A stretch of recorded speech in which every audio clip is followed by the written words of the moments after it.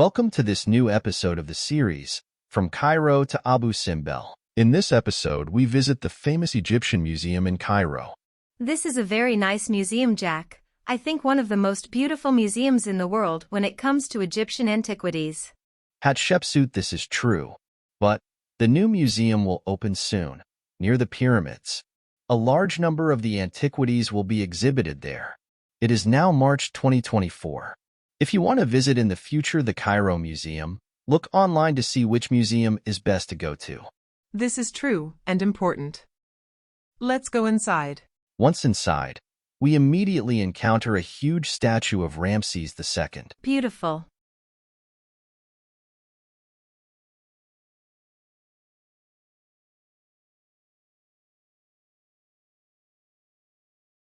There is so much to see here, we cannot explain or describe everything that passes by. The film would last hours. There is so much beauty on display here.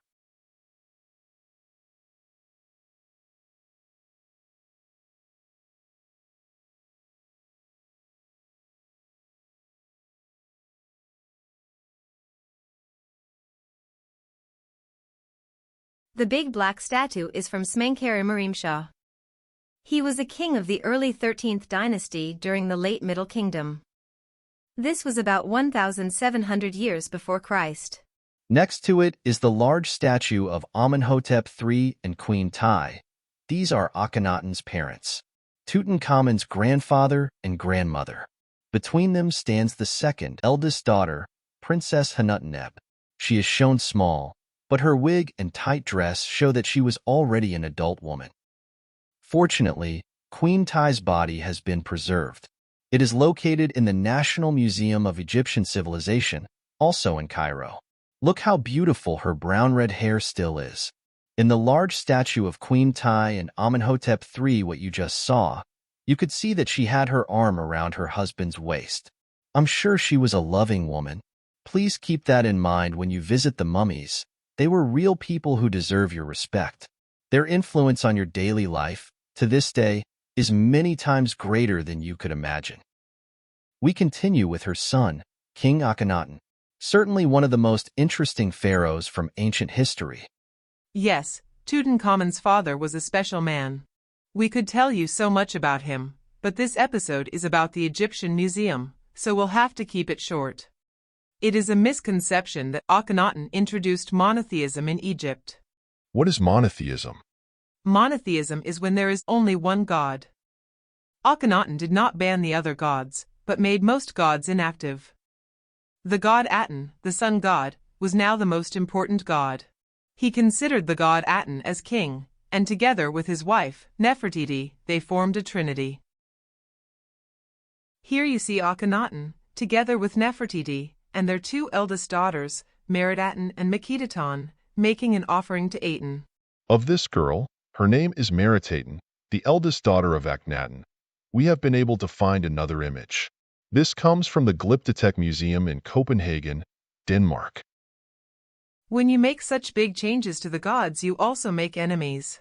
He was hated by many people. They wanted to erase his name from history. Just look at his coffin. They tore off half his face, and they cut out his cartouche with his name. Striking in Akhenaten, but also in his children, are some strange physical characteristics, including long skulls. We have tried to give you insight into why this was so. There has been such a thing as skull binding since ancient times. This has been observed from China to South America. But Egyptologists reject this. They assume that it must have been Marfan syndrome. Marfan syndrome is hereditary.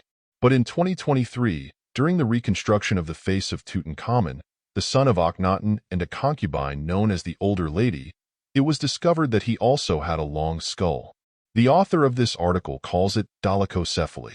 As you can see here, nothing is simple when it comes to the distant past. More about Tutankhamun later. Before we close the chapter Akhenaten, we would like to show you something special. Even though it does not come from this museum, but from the Metropolitan Museum of Art in New York. Here you can also see two daughters of Akhenaten. Look how beautifully it has been preserved and how intimate both girls were with each other.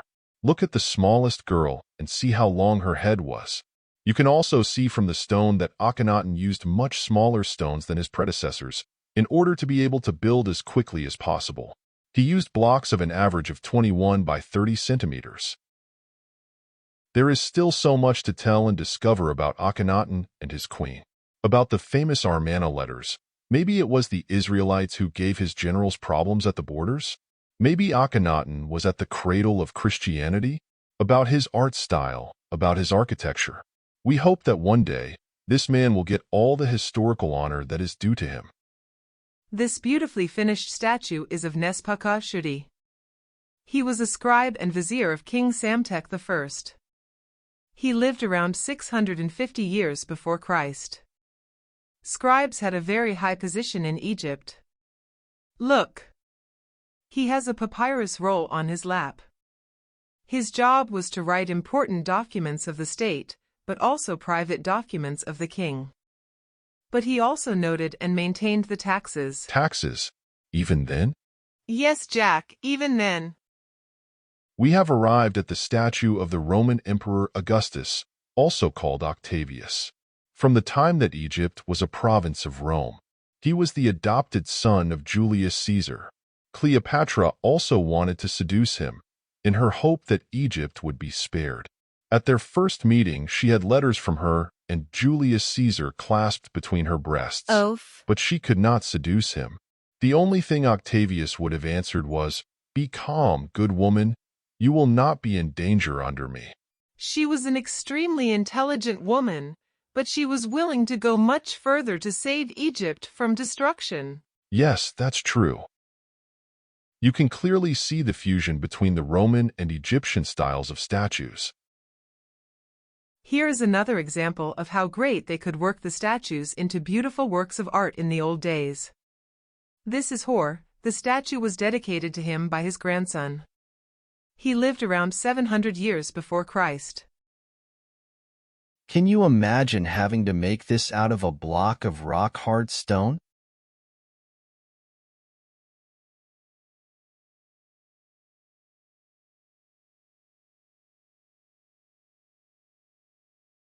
This is the statue of King Djoser, the builder of the first pyramid of mankind. He lived around 2,700 years before Christ. Fortunately, they were able to take a photo of him at that time, so that we can still look at it today. The statue is in a worse condition, but it is also over 4,700 years old when we make this film. More about Djoser and his pyramid later in this series. Here we see King Menkaure, the builder of the smallest pyramid of the Giza Plateau.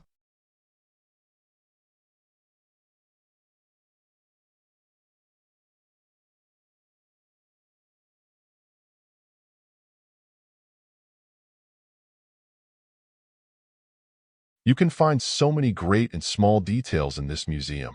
For example, you can see the beautiful wooden statue of a servant with a backpack. His name was Nyankpipaikum. This is the first representation of carrying a backpack in the entire history of mankind. I am proud to be present in this fantastic museum too. And to start with, I want to show you something interesting. Yes, it is true that I declared myself pharaoh and had myself depicted with a beard. That is part of being a pharaoh. Of course, it was a fake beard. But I never tried to hide that. Just look closely at this statue. Do you see it? I never hide that I was a woman. There have been many statues of me as a pharaoh made over the years. That was part of my status as a pharaoh, but in almost all cases you can find on the back of the statue, Her Majesty herself. I have never concealed the fact that I was a woman. Never. I am proud of it. Hatshepsut, look, today, 3,500 years after you ruled Egypt in a fantastic way, the young girls of today are drawing your portrait. Maybe you will inspire one of them to become the new Mayatkare of this time. For all the viewers that don't know, Mayatkare was the throne name of Hatshepsut. Jack. That would be a dream come true for me. This is Hatshepsut, depicted as a sphinx with the body of a lion and the head of a king, as a sign of strength. It is made of granite and is one of several that stood in the temple complex at Deir el-Bahri.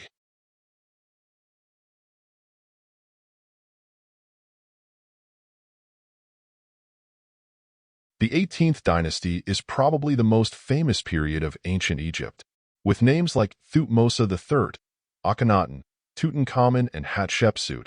But one man also belongs in this list, Senenmut. Senenmut was of ordinary birth, but held one of the highest ranks under Hatshepsut. He is the architect of many buildings, including the famous temple complex of Hatshepsut in Deir el-Bahri, with the name Djeser-U. He managed to transport 2 obelisks by ship from Aswan to Luxor in one go. All these kinds of skills make you important to the pharaoh. But when the pharaoh has your image placed in her most important building, not accessible to the public, behind a door and entrusts you with the upbringing of her only child, you are certainly very special. Yes, he meant a lot to me. But for the sake of history and my privacy, I will say no more about it. Hey, what is this? I have never seen this. You're not supposed to see it, Hatshepsut. It's graffiti, once made by one of the builders of your temple in Deir el-Bahri. It's something about an architect with a female pharaoh. There was a lot of gossip going on in those days about you and Senenmut. I don't want to talk about it. Moving on. King Tutankhamun wasn't the only one with a death mask. Look, here are the death masks of a husband and wife, Thuya and Yuya. Remember at the beginning of this episode, we showed that big statue of Akhenaten father and mother? Thuya is the father of Queen Tai, the woman we saw as a mummy with that beautiful hair.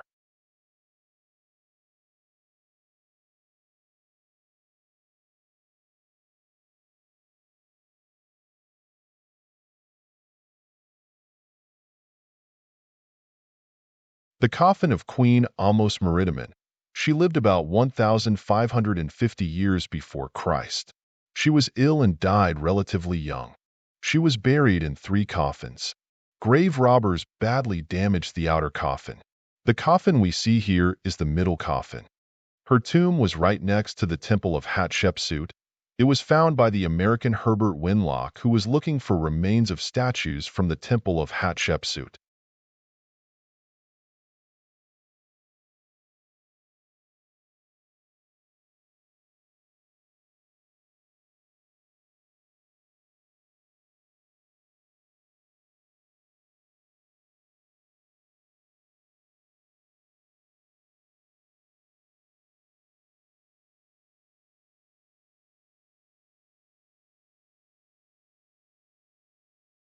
Here we see King Userkaf.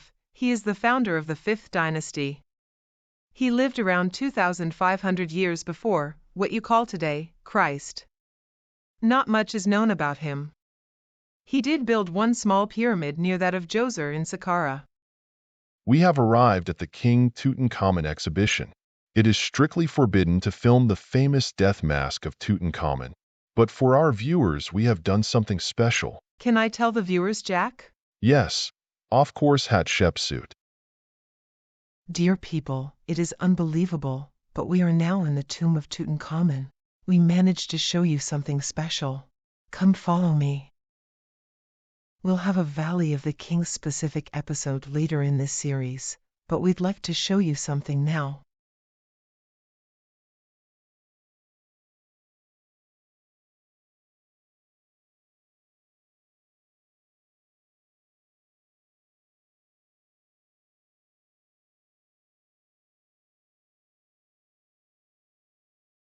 Look over there on the left, there's an empty room now. But when Howard Carter first came here, it was full of Tutankhamun's artifacts. Oh look, his coffin.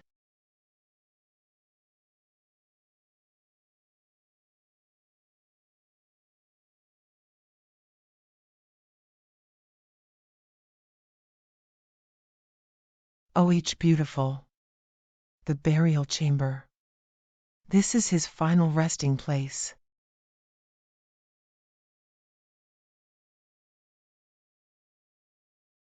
Look, this is what we wanted to show you. It is at this exact location that Howard Carter found the golden death mask of Tutankhamun. It is modern technology that allows me to speak to you. With the same technology, we can show you this fantastically beautiful object at this location. It's amazing.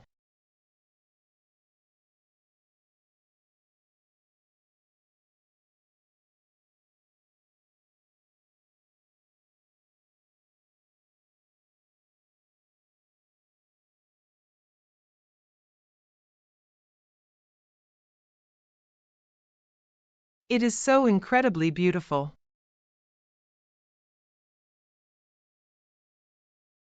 Here we see one of the two guards found in Tutankhamun's tomb. Their skirts, sandals, headdresses, pectorals, bracelets, maces, staffs, and on the profile of the eyes and eyebrows are covered with gold leaf. They stood in the antechamber in front of the sealed entrance to the burial chamber.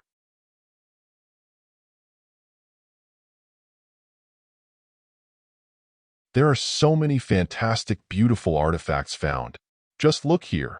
The canopic shrine of Tutankhamun is so beautifully preserved. It was behind Anubis in the treasury room. Look, do you see it?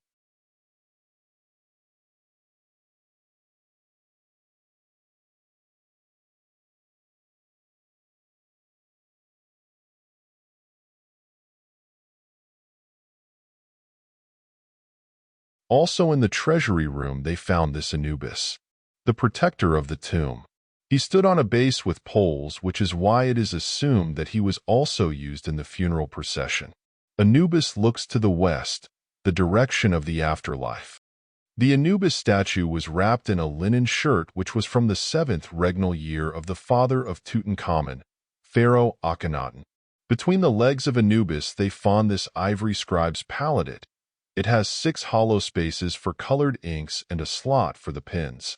The palette bears the name of Meritaten, the oldest daughter of Akhenaten. Do you remember? We saw her before. I'll tell you a little secret. Not many visitors to the Cairo Museum know this. In the wooden casing where the Anubis rests, there are compartments. The Anubis can be moved, do you see? There are 4 small trays and a large compartment. The small trays contained cult objects like 2 mummiform figures. Figures of Ra and Thoth. A faience papyrus column. And a wax figure of a bird. The large compartment contained jewelry which was wrapped in linen and sealed, but had been disturbed by robbers. Yes, Tutankhamun's tomb was visited by tomb robbers, probably not long after it was closed. But this was discovered at the time, and the tomb was repaired and resealed. The last thing we want to show you is the fabulously beautiful golden throne of Tutankhamun. Howard Carter found it in the antechamber under a bed.